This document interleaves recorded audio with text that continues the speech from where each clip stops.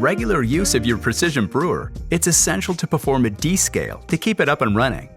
We recommend descaling your machine often, but when your LCD shows descale flashing, a descale cycle is needed.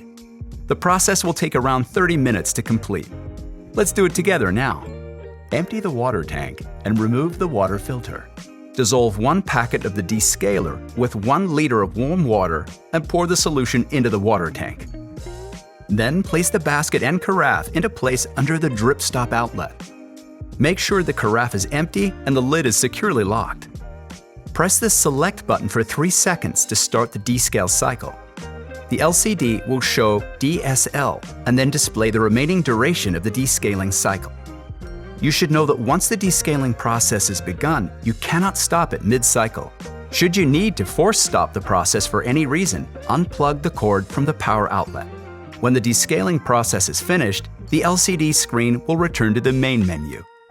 To ensure that there's no descale solution residual, invert the machine to empty the water tank. Then refill the water tank and brew with clean water through the machine twice. Discard the water from the carafe and rinse thoroughly.